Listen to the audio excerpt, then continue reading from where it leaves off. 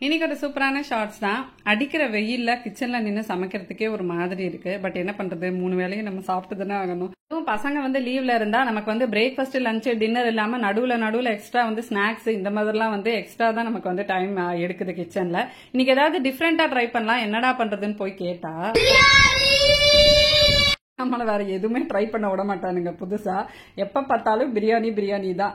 சரி, ஓகே, இன்னைக்கு பிரியாணி ரைஸ்ல பண்ணாம நார்மல் ரைஸ்லயே பண்ணலாம் சொல்லிட்டு நார்மல் ரைஸ்ல நான் பிரியாணி பண்ணிட்டு இருந்தேன். ஏதாவது ஒரு காம்பினேஷன் புதுசா ட்ரை பண்ணி பார்க்கலாம் அப்படி சொல்லிட்டு ஒரு தடவை பிரியாணிக்கு கத்திரிக்காய் குஸ்து பண்ணியிருந்தேன். பட் அது வீட்டுல எல்லாருக்குமே பிடிச்சிருச்சு. அதுல இருந்து நமக்கு பிரியாணியோட ரைத்தா இல்லாம இப்ப எக்ஸ்ட்ரா கத்திரிக்காய் குஸ்து பண்ணாதான் பிரியாணி இறங்குது. இந்த ரெசிபில நான் ஆல்ரெடி உங்களுக்கு ஷேர் பண்ணிருக்கேன். அண்ட் சம்மருக்கு பெஸ்டான ஹேர் ஸ்டைல் பாத்தீங்கன்னா, எடுத்து நல்லா ஒரு உச்சியில ஒரு கொண்டை போட்டுட்டோம் அப்படின்னா கொஞ்சம் ரிலாக்ஸிங்கா நமக்கு வேலை பண்றதுக்கு ரொம்பவே ஈஸியா இருக்கு. உங்க வீட்டுல என்ன லஞ்ச் அப்படின்றத சொல்லுங்க. எங்க வீட்டுல சுட சுட இன்னைக்கு பிரியாணியோட கத்திரிக்காய்